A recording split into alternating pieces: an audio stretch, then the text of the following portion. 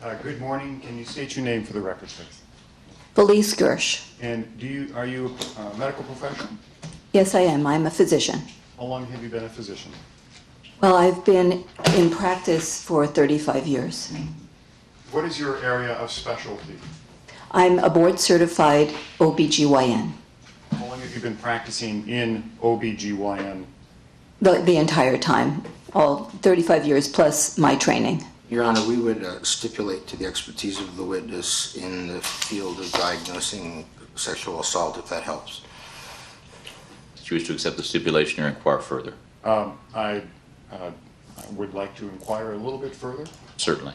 Thank you. Can you give us your background in regard to education, please? Yes, I did my undergraduate training and education, got my BA from Princeton University.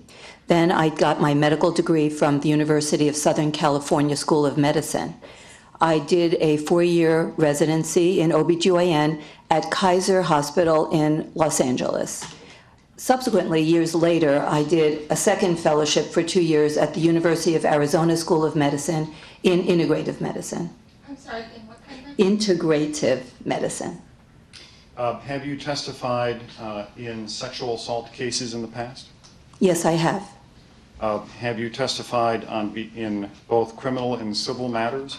Yes, I have. Have you been qualified as an expert witness in your prior court testimony? Yes, 100% of the time.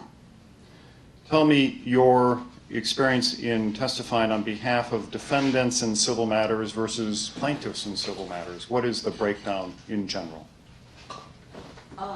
In terms of civil matters, they have all been for the defense. And in criminal matters, what has been the breakdown? It's been mixed about 50-50. And in being retained as an expert, is it with civil and criminal matters, what has been the breakdown, including all matters that even if you didn't testify? In all the different kinds of cases I've done, it's approximately 50-50. Tell me, do you charge for your time? Yes, this is part of my job. All right. And how many times do you think or do you estimate you have been designated an expert in cases? Probably 100 times, maybe more. And can you tell us approximately what your hourly fee is for review of medical records, review of testimony, preparing for testimony and meeting with attorneys? Yes, it's been 500, and just recently we upped to 550. Do you charge for your appearance at trial? Yes. How much do you charge for your appearance at trial? It's $5,000 for a half a day. That includes all of the preparation, coming here, testifying, and going back. Is that correct? Yes, generally that does, unless there's many extra hours involved. And in this case, do you have an estimation or any idea as to how much you've been paid for your services? Well, I didn't check exactly. I believe at the time of the deposition it was around $3,500, and then it's $5,000 for today. There might have been like some extra for, some review or preparation. Speaking of that, have you reviewed any documents to prepare for your testimony today? Yes, I have. What are some of the documents or the documents that you have reviewed to prepare for testifying today? I reviewed the medical records from Kaiser, where the person involved in this case was seen and examined, and also the depositions of the physicians that were involved in the case. And when Mr. Mader first contacted you, do you remember what he told you the nature of the assignment would be? Yes, I do. What did he tell you?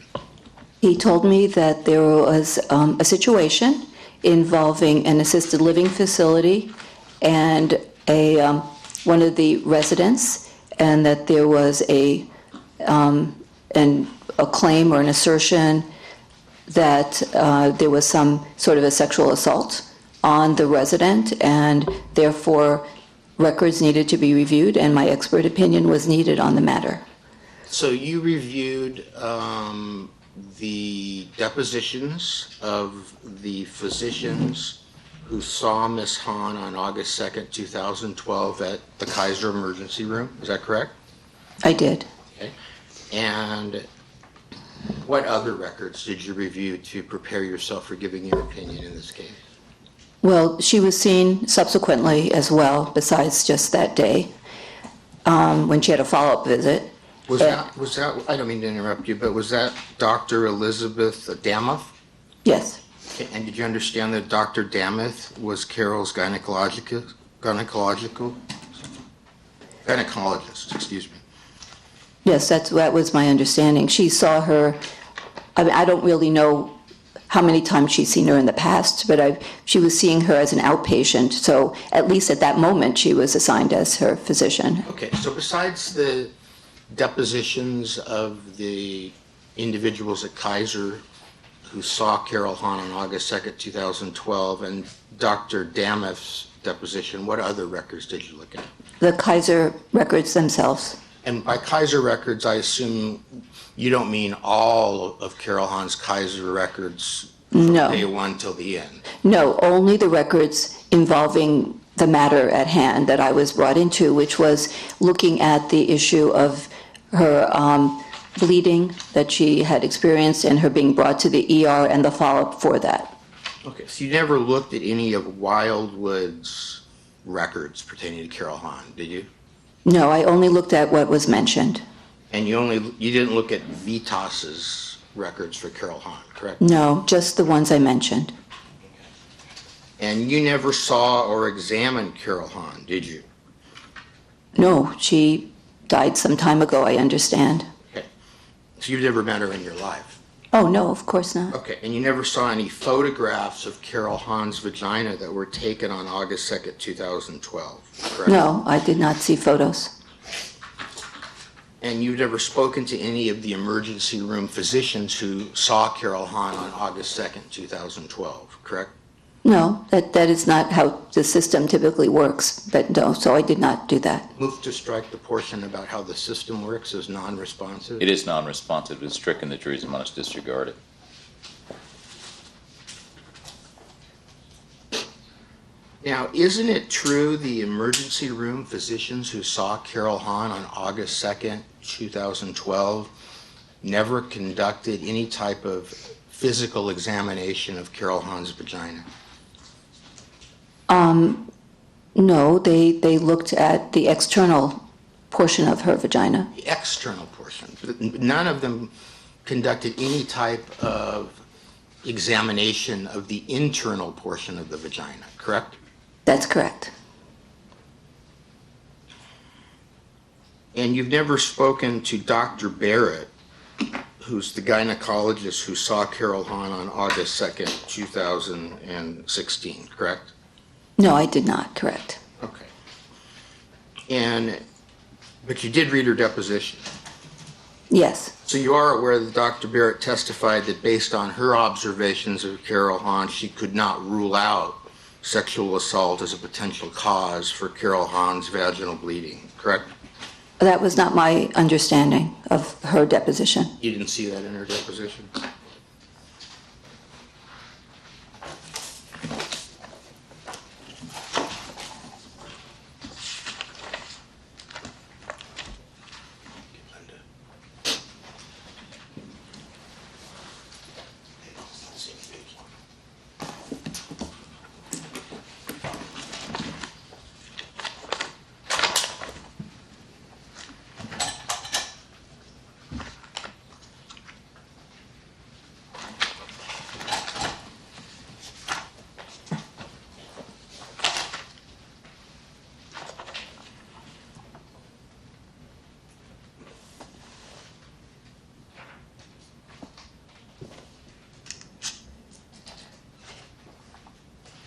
Recall Dr. Barrett testifying that she could not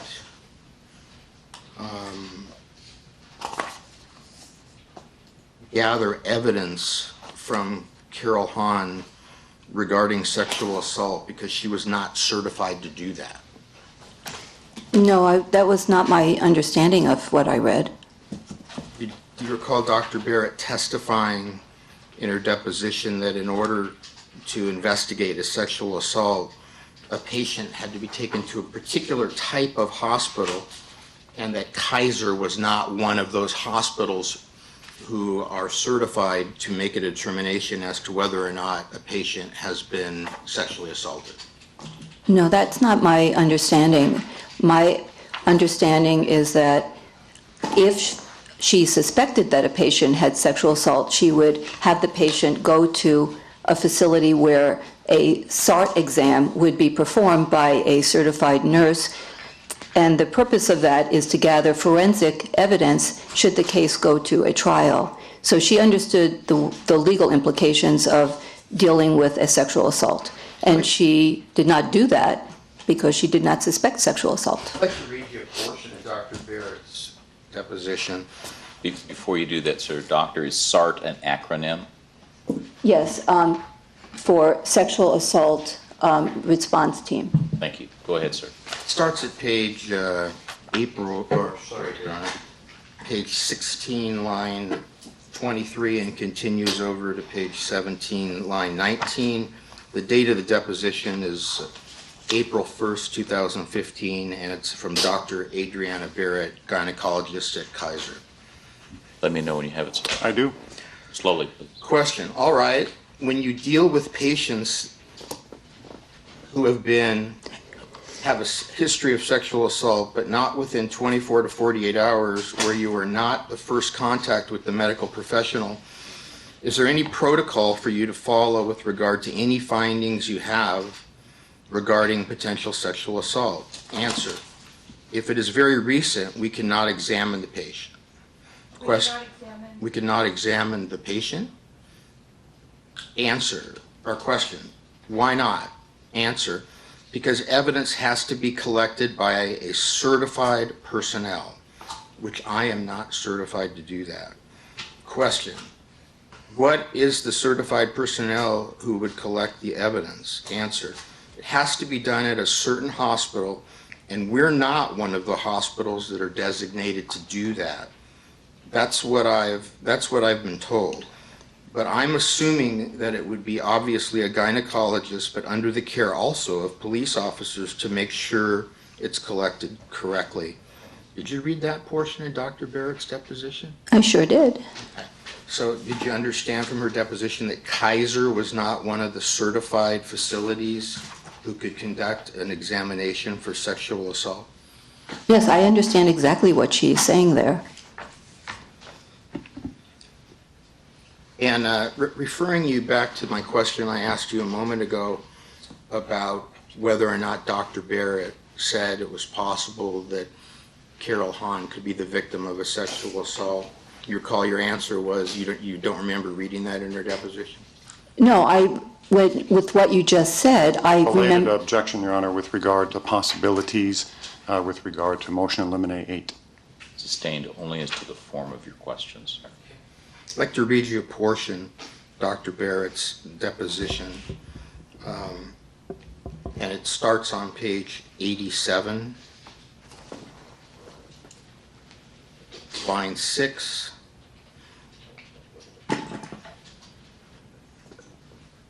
and it goes through line 22. And the same objection, Your Honor, and I see it, please. Mr. Thank you. also motion to move to strike the prior question and answer.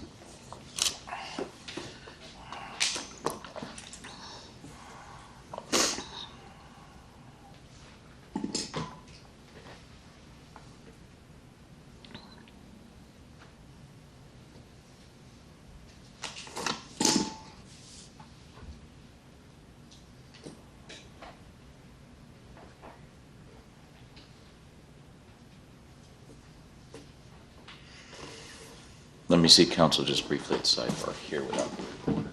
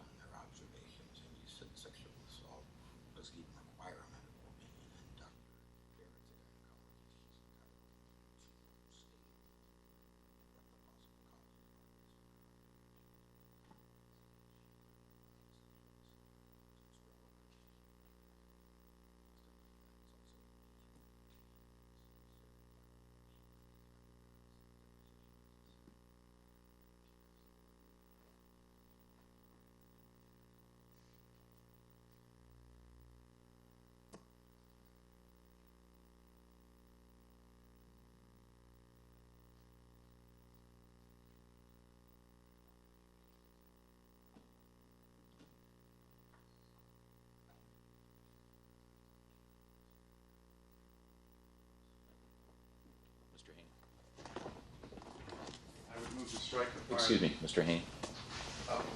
You're welcome. Move to strike the prior question and answer. Stricken, the jury's admonished disregarded. Go ahead, sir.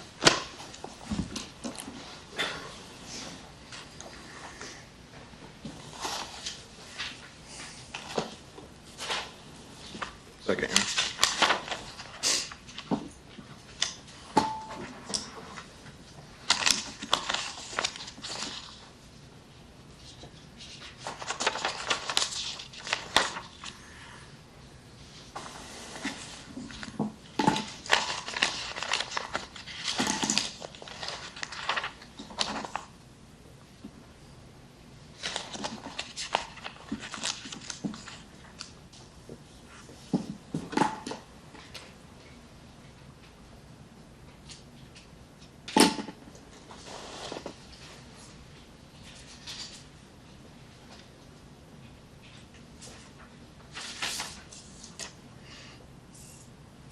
Would you agree with the statement that a woman can be sexually assaulted, doctor, simply by being touched on the vagina without consent?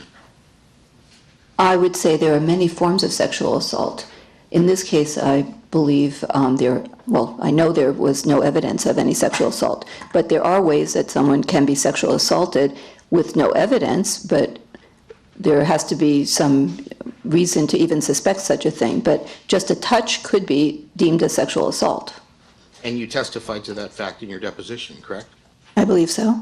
That is the case. And it's not possible for you to tell from reading the Kaiser doctor's depositions whether or not Carol Hahn may have simply been touched in a non-consensual way at Wildwood, correct? You can never tell if someone is touched because there is no evidence of such a thing. So you agree with me, correct? Well, I would agree that any person could be touched and there would be no evidence to it, so that would include any person who exists. So hypothetically, if Carol Hahn had been touched at Wildwood and not consented to that, she could have been sexually assaulted, correct? It calls for a possibility testimony. Move to strike. So hypothetically, Your Honor. Overruled. Well, there's no physical evidence of any sexual assault, but in terms of a touch, It's non-responsive, Your Honor. Is non-responsive, Okay. is stricken.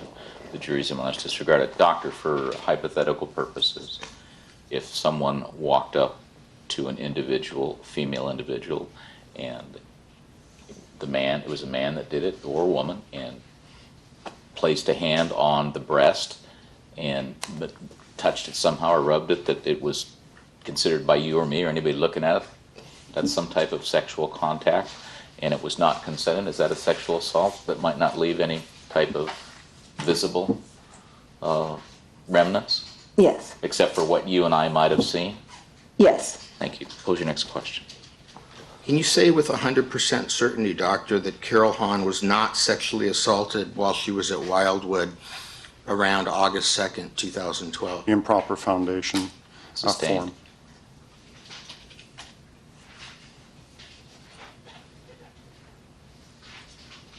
Isn't it true that Carol Hahn was not treated while she was at Kaiser? On a particular day? August 2nd, 2012, Your Honor. Well, I would view the situation as a treatment. It was an evaluation, and then the treatment was a plan. She had a follow-up visit. So I look at treatment as a plan of action. So she had that. I mean, every treatment doesn't include surgery or drug. Carol Hahn did not allow the Kaiser physicians to examine the inside of her vagina, correct? Correct. So they never saw the mass, correct? No, the mass was external. They never removed the mass, correct? Well, they visualized the mass, but they did not remove it. That's correct. Move to strike the portion of the answer about visualizing the mass. What was responsive is that did not remove it. Everything else is stricken. The jury is admonished to disregard it. So the doctors at Kaiser on August 2nd, 2012 took no corrective action with regard to the mass. They left it in place. Isn't that correct? Yes or no? They did not do anything physical to the mass at that visit. That would be correct. And in your deposition, you testified that, a couple things, but first, one thing you testified to is that prior to Carol Hahn presenting at Kaiser on August 2nd, 2012, she had had a little bit of bleeding. Does that ring a bell? That was the history that I saw, that she had a small amount of bleeding, which led to her being brought to the hospital. And isn't it true that you testified in your deposition that the little bit of bleeding that she had did not appear to be vaginal bleeding? Well, the tissue that was bleeding was above the vagina. It was not coming from the vagina. Right. And when the examination was done, there was no bleeding seen coming from the vagina. And you're unaware of any bleeding coming from Carol Hahn's vagina, correct? Right. There was no evidence of any bleeding coming from her vagina. I'd like to show an exhibit to Dr. Gersch. It's been previously marked and admitted. Bears 505, 1046, 45, and 44. Maybe bring down the screen, Ron. Let me know when you have it, sir. I have it. And go ahead. Will the jury be able to see the screen if we bring it down? I'll ask in a minute. Okay. Let me move that exhibit so that the screen doesn't. Crash into it.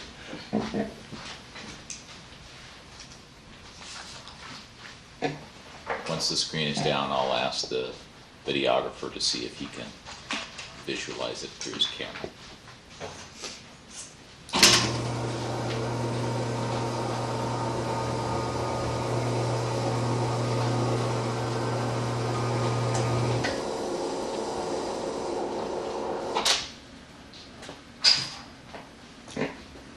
Movie display first 1046.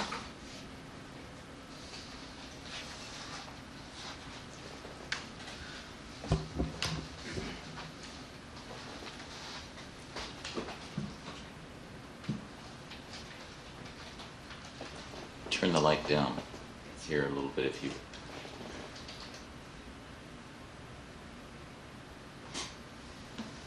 Are you able to visualize it on your camera, sir? Can we zoom first, please, Mr. Videographer? Yes. Let's look at the 731 entry, right where you're at, and zoom in on that so we can see if the videographer can pick it up. Can you get it, sir? Yes. Okay. The text is sort of legible. Dr. Gersch, it should also be appearing on your monitor there as well. Yeah. If you take a look at the 10/31/12, 5 p.m. tenant service note, which states Vegas hospital nurse assessed on 7/29/12. Hospice nurse. Vegas hospice nurse assessed on 7/29/12 and found some vaginal bleeding. You'd never seen this document before, have you? You know, I don't recall this document. And this document does reflect vaginal bleeding, correct? No, I can explain what that means. And also, it does not correlate with the actual findings of the physicians. Move to strike as unresponsive. It's non-responsive, it's stricken, the jury is admonished to disregard it.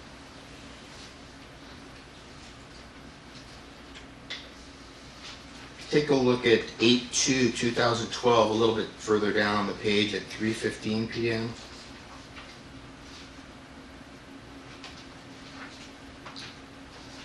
The 8/2 entry says, spoke with Vitas nurse who examined Carol. She noted blood clot in vagina and was working on OBGYN consult. However, bleeding from vagina increased and hospice suggested we send her out non-emergency ambulance to the ER to be evaluated and treated. Do you see that? Sure. So there's another reference to vaginal bleeding, correct? Yes. Okay. And if you take a look at page 1045,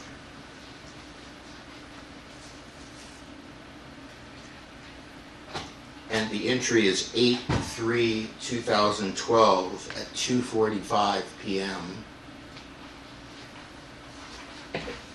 But that's I believe this was written by the LVN Candy Hall. It says, Carol slept in the morning, very tired. Hospice came by to assess her and found only scant bleeding from vagina. Another reference to bleeding from vagina, correct? Correct. All right. Thank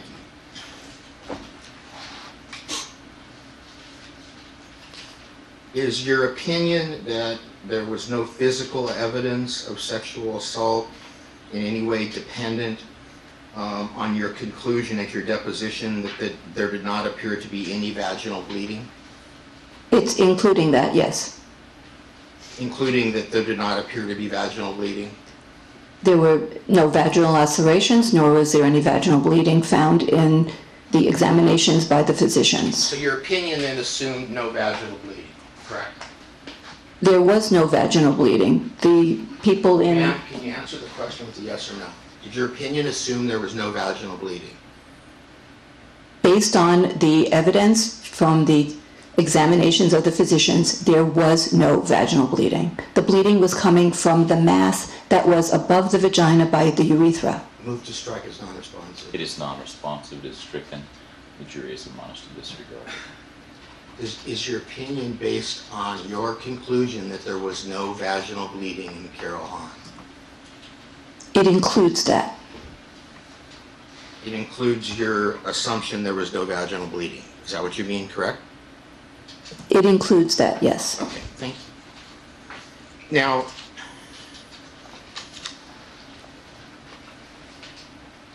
is your opinion that there was no physical evidence of sexual assault also assuming there was no vaginal bleeding after August 2nd, 2012, when Carol Hahn returned back to Wildwood? No. Okay. Do you know if there was vaginal bleeding after Carol Hahn returned back to Wildwood? I believe that there was not, or it's tapered off. Okay. In your opinion, if hypothetically, if there had been a sexual assault on Carol Hahn, would you believe there would have been vaginal bleeding the following day? Incomplete hypothetical. Okay, in a hypothetical situation, if... Section's over, you may continue with your answer. Oh, okay. In a hypothetical situation where a woman such as this, with the kind of tissues she had, if she had penetrative rape, she would continue to bleed for probably a week, based on the injuries that she would have sustained.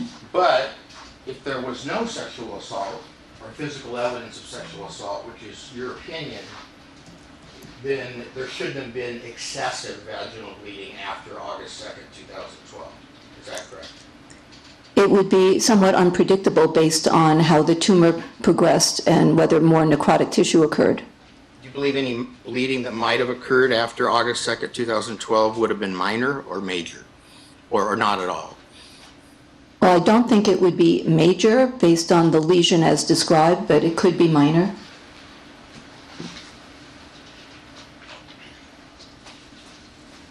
You don't think so?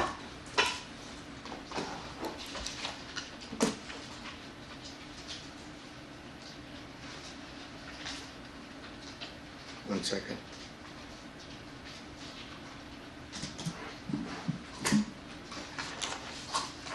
Okay, let me show you an exhibit. Your Honor, I believe it's been previously admitted. It's an August 3rd, 2012 VITAS updated comprehensive report. It bears 5/12/82, 1082 through 1091. No objection. Go ahead. If we could display 5/12/1082 for the doctor, please.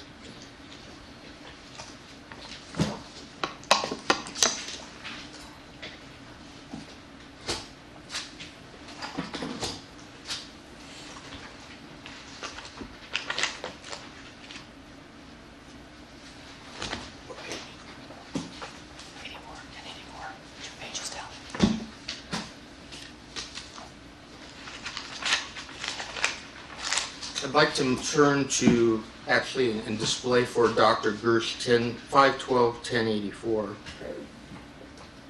You have that, sir? Yes, I do. And if you read down to the third sentence, it starts with the word Maria.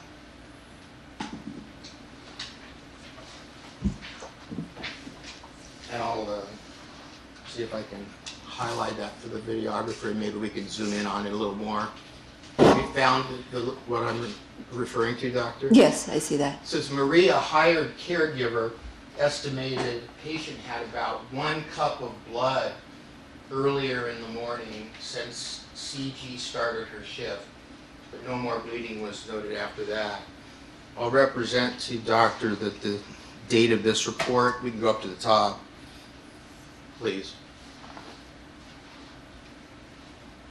is August 3rd, 2012. Now, when you formed your opinion that there was no physical evidence of sexual assault on Carol Hahn, you didn't know the following day she had a cup of blood come out of her vagina, did you?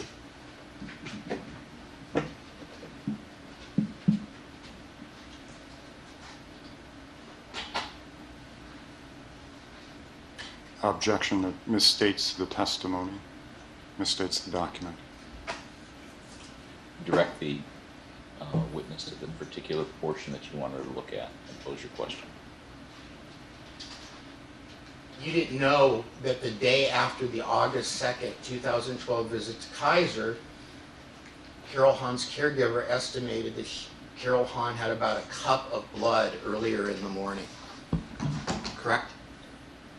Well, it's not relevant to my decision-making, but no, I had not seen that note. Move to strike the first part as non-responsive. First portion is non-responsive, that it was not relevant, stricken, the jury's Yeah. admonished, disregarded. Now, is it a cup of blood a substantial amount? I would call it substantial. Is that 8 ounces of blood? 4. 4 ounces of blood? Is it the existence of 4 ounces of blood from Carol Hahn the day after she saw the Kaiser physicians in the emergency room consistent with her being sexually assaulted? No. Well, you just told us a minute ago that patients who are sexually assaulted or raped keep bleeding after the fact. If, I wasn't done yet. I'm sorry. Doesn't this reflect that Carol Hahn kept bleeding after she saw the Kaiser emergency room doctors? It does reflect that she kept bleeding. But it doesn't reflect more than that.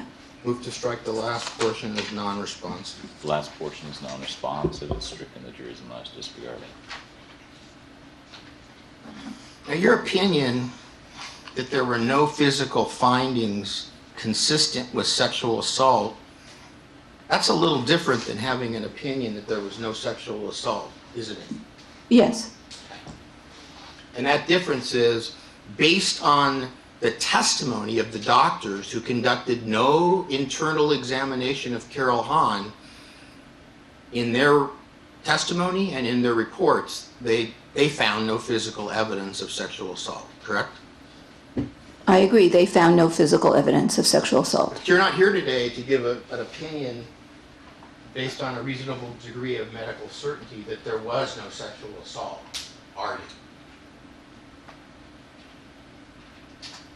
I am tasked to give my expert opinion on whether or not there was evidence of sexual assault. Right, and as to that evidence, your conclusion is there was none, correct? Is absolutely no evidence of a sexual assault. But you're not here today to say with a reasonable degree of medical certainty that Carol Hahn was not sexually assaulted, are you? Yes or no, ma'am? It depends on how you're going to define sexual assault. Any type of sexual assault? If you include every type of sexual assault that is possible, hypothetical, then there is no way that anyone can talk about, like what was mentioned before, a touch. Okay. Move to strike is non-responsive. Overruled. What I'm asking you, ma'am, is you were very specific in your opinion. You said no physical evidence consistent with sexual assault rather than no sexual assault. And the reason you did that was purposeful, wasn't it? I don't quite understand what you're saying. Everything I say has a purpose. Well, there could be a murder, for example, and no physical evidence of the murder. And that doesn't mean that there wasn't a murder. You're not here today to tell us, under that hypothetical, there wasn't a murder. What you're saying is, based on what these doctors who were at the scene saw, without conducting any type of internal examination of the patient, there's no physical evidence of sexual assault. That's your opinion, correct? My opinion is greater than that. My opinion goes to the point that I was tasked, did she have sexual penetration? Was she raped? Was there some sort of evidence of vaginal trauma from a physical assault? That was my task. Well, that's different than what you said when Mr. Mader asked you for your opinion. I wrote it down. And you said no physical findings consistent with sexual assault. And that's the same opinion you gave at your deposition, isn't it? Well, that is exactly what I'm saying. There is no physical evidence of sexual assault, and the form of sexual assault that I was tasked to evaluate involved sexual trauma to the genital area. You can't say with a reasonable degree of medical certainty that there was no sexual assault to Carol Hahn. Isn't that correct? If you're talking about sexual assault that goes into a different arena other than sexual trauma to her female genital tract, then I have no comment on anything else. That's not responsive, Your Honor. No. I find it to be responsive. It's over. I Objection's have no over. comment? Did you want to argue with me? Or No, I don't, Your Honor. I just Thank think you. it's not responsive.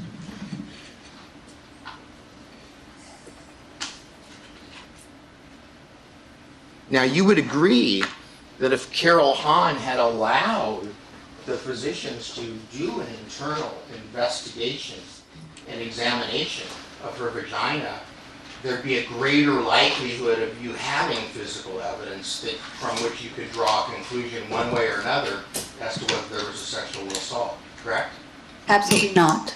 Isn't it always better if you can do a more thorough examination than to do an examination where you're not even allowed to go into the vagina to look to see if there's bruising, for example?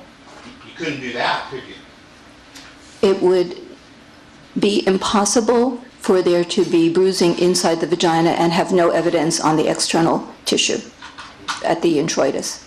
But in general, as an expert, if you had a choice between drawing an opinion based on doctors who looked at the outside of the... That's Standing right in front Oh, of sorry. If you had a choice as an expert of looking at the testimony of doctors who are not allowed to examine the witness, the interior of her vagina, or having that information of what they saw when they went inside the vagina, wouldn't you rather have seen what's inside the vagina? It would not have had any impact on this case. And in child molestation cases, they often do not do internal exams. So I can say that when feasible, yes, you always do that because you're doing a comprehensive exam. But it is not necessary in many cases. In this case, it was not necessary at all for my making my conclusion. And a comprehensive exam is always better than a less comprehensive exam. Isn't that just obvious? Overbroad, argumentative. Overruled. You may answer, Doctor. It is not necessary to do everything in order to know what is happening. As a general rule of thumb, as a doctor, don't you always want more information than less information? As a general rule, as a hypothetical, I always think that more information is better than less information, but sometimes all you need is sufficient information. Move to strike the last portion as non-responsive. The last portion is non-responsive. It's stricken. The jury's must disregard it. Now, you formed the opinion in connection with your review of the records, and you testified at your deposition that you believe Carol Hahn was dying, correct? She was terminal, so she was in the process of dying. Okay. And she was on hospice care, correct? Right. And do you understand that hospice care is utilized when someone, physician usually, or two physicians, make a determination that the patient has less than 6 months to live? It's typically 6 months. It can be as long as a year, and sometimes patients outlive what everyone predicted Could be as long as a year? to go on hospice, but typically 6 months. Okay. Do you know when Carol Hahn went on hospice? I don't. It was October 7th, 2010. You know when Carol Hahn died? I think it was 2013. Yes. That's 3 years on hospice, So- right? She lived long. More than a year, right? She sure did. Okay. She did good care. Move to strike the last portion as non-responsive. Non-responsive. There wasn't a question pending. It's stricken. The jury's must disregard. Now, you testified today that, and at your deposition, that you thought Carol Hahn was malnourished, and I think the term you used was emaciated. Is that right? Yes. And what was it that led you to form that conclusion? The physician's description of her. Okay. Now, you don't know the cause of Carol Hahn being malnourished, correct? Misstates prior testimony. Overruled. You may answer yes or no, Doctor. Well, I know that she was severely demented with Alzheimer's, and I know the course of the disease. And so based on the information I had, I made the assumptions that she was a typical Alzheimer's patient going through the typical decline of an Alzheimer's patient. But you're not here to testify to a reasonable degree of medical certainty that her malnourishment was because she was on dementia. She was on dementia, correct? Misstates prior testimony. Overruled. You may answer, Doctor.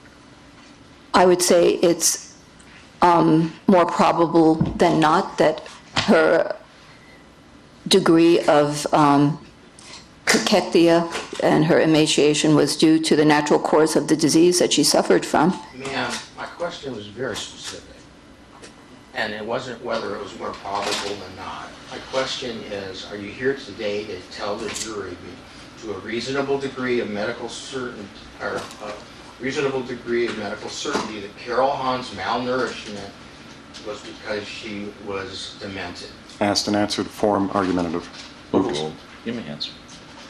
Based on everything I know, I would say that it was due to her medical condition. Are you going to testify to that to a reasonable degree of medical certainty before I start showing you some documents, or not? Based on the evidence that I have seen and that I am aware of, that would be my conclusion. Okay. And in making that conclusion, you didn't look at any Wildwood records, right? No, I did You not. didn't look at any Vetus records? No, that was not my task. So you have no idea what was happening with Carol Hahn's feeding habits at all, correct? No, I know what a typical end-stage dementia patient is like regarding her nutrition and feeding, and I'm responding based on that. And none of the Kaiser doctors in their reports or in their depositions said that Carol Hahn was malnourished because of dementia, did they?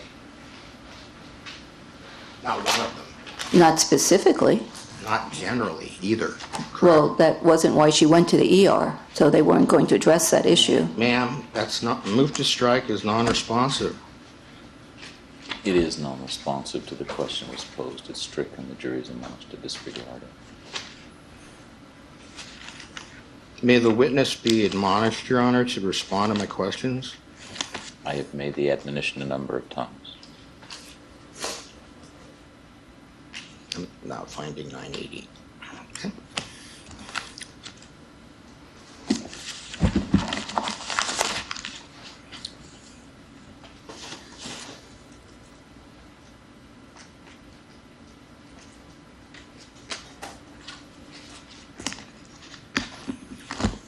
Let's go to a document here. But before I do, in June 2012, do you know whether or not Carol Hahn could feed herself? No. Okay. Let's take a look at Exhibit 512-983. I think it's been admitted. If not, I'd move for its admission. No objection. And you have it. I have it. It'll be admitted if not already done so. You can put it up.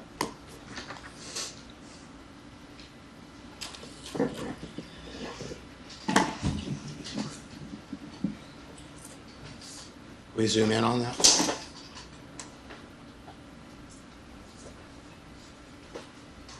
You look under eating, feeding, as of June 25th, 2012, for Carol Hahn, VITAS, which is the medical provider, put maximum assist. Do you understand from that that Carol Hahn needed the maximum amount of assistance to be able to eat? That's what it says. Okay. And you were unaware of that when you formed your opinion that the cause of her malnourishment was dementia, correct? Well, she's on maximum assist because she does have dementia. Ma'am, I you were unaware of that when you just gave your opinion, correct? I was unaware of that particular note. Thanks. Let's go to 505-1111. I think it's been admitted. If not, I'll move for its admission. Yeah, sir. I do. Any objection? 1111? None. It will be admitted if not already done so. This is a Wildwood negotiated service plan note.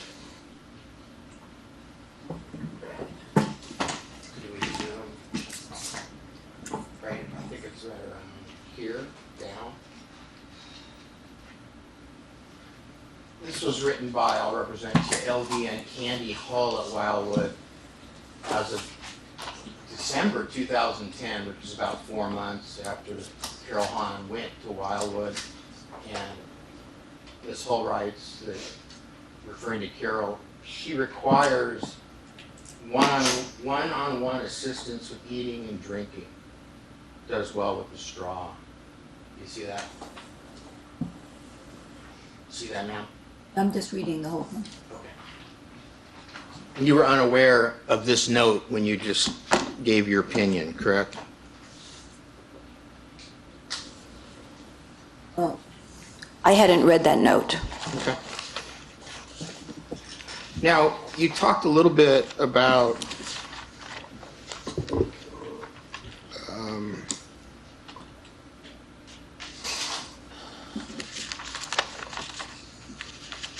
let me find it.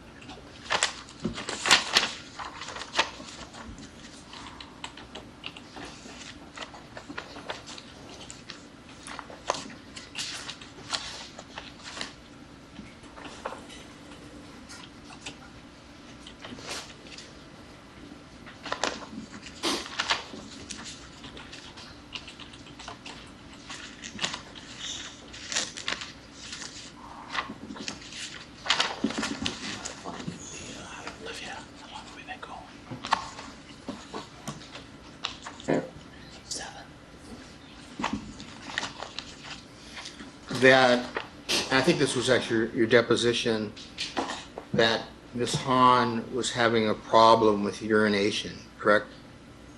Yes, And you attributed that, at least at your deposition, to the existence of the mass that was on the outside of her vagina, correct? I said that could possibly have been a part of the problem. Is that an opinion you're willing to state with a reasonable degree of medical certainty or not? No, I would say that it was possible, but without more information, I can't be more definitive than that.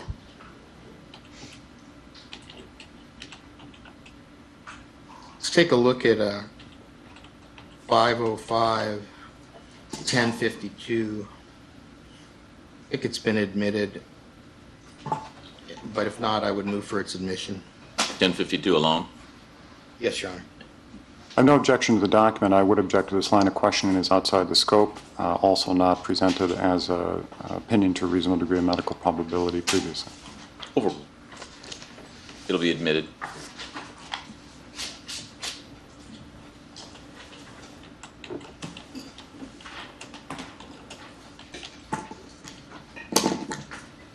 Let's take a look first at the 419 entry, if we can zoom.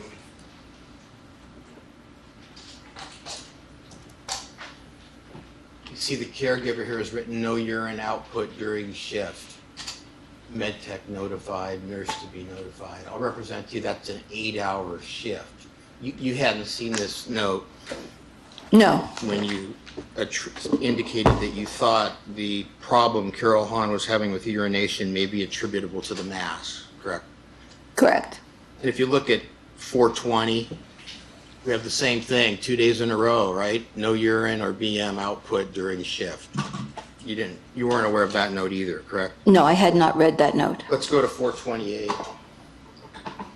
Again, we have no urine or BM for PM shift. You weren't aware of that note either, correct? No, I had not read that. Let's go to 516. Once again, no urine or BM output on PM shift. Resident has not had a urine output since last night. Candy was notified. Resident is to drink plenty of fluid. You weren't aware of that note either, were you? I had not read that note. And let's go on to 524. I think we just read 524. Let's go back up to 516, which says no urine or BM output from PM shift. So we have 6 different entries over a relatively short period of time where Carol Hahn went for 8 hours at least without urinating. You weren't aware of that going on in April or May 2012 when you gave your opinion, correct? Well, I knew that she had periods of time when she did not urinate. That's why I mentioned that the mass may have had a role in it, that could have been contributory.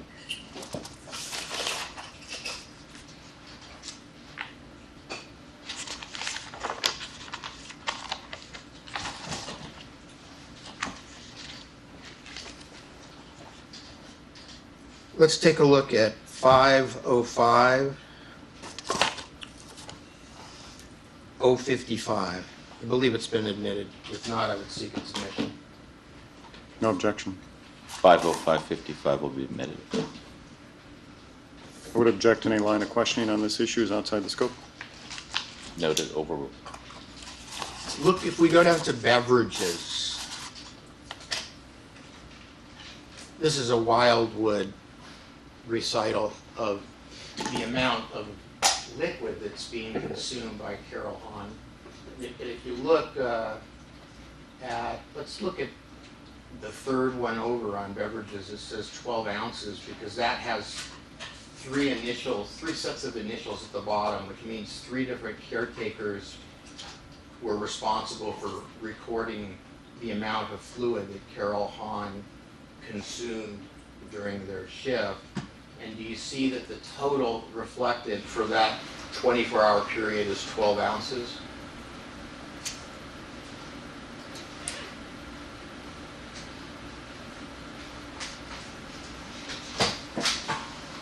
And there's the 12 right there if you want to look behind you. not that far down. Can you go up to the top? Sure, let's go up to the top. That would be Tuesday, the 23rd Okay. of August. You see, so she had 12 ounces, that's recorded here anyway, for 24-hour period. Do you see that? Yes, I do. Okay, and if we go to the 20, I believe it's the 25th. Let's see. Yeah, the 25th, which is Thursday. Let's go down. We have 3 sets of initials, which shows that all 3 caretakers signed the sheet, filled it out. And what's reflected here is Carol had 18 ounces of fluids in 24 hours. You see that? I do. And if you look on the 26th, the very next day, all 3 caretakers initialed, and what's reported is 12 ounces of fluid in 24 hours, period. You see that? Yes. 12 ounces or 18 ounces of fluid in a 24-hour period is not enough liquids, is it? It actually depends on what food is consumed, because a lot of food has liquid in it. So, What would you recommend generally for humans to consume in terms of number of ounces of liquids? Incomplete hypothetical, overbroad. Do you have a generalized statement as a physician that you would recommend to somebody of Ms. or of Carol's age? for her age, I think it would be nice as a goal to probably have 20 to 24 ounces would be a nice goal. Very hard to achieve because they have no sense of thirst generally. But whether they have a sense of thirst or not, doesn't their body require a certain amount of liquid or they'll become dehydrated? Well, the kidney has mechanisms for dealing with that. So if you take in less liquid, you put out less liquid, which is obviously what she was doing. You conserve more liquid. But it's not optimal. This is part of the process of downward decline, is that they lose their sense of thirst. Well, whether you lose your sense of thirst or not, human beings still require liquid during the course of a day. Wouldn't you agree with that statement? Right, you do need some liquid. Right. And you didn't know about this chart when you said, well, maybe the mass is the reason that she's having trouble urinating, correct? No, I had not seen that chart. In fact, this chart suggests that maybe that she was having trouble urinating because she wasn't having enough liquid given to her by the people at Wildwood. Would you agree? Motion eliminate 8. Sustained. We'll take our morning recess, just 5 minutes. Thank you. You can step down, doctor, if you need to use the restroom or something.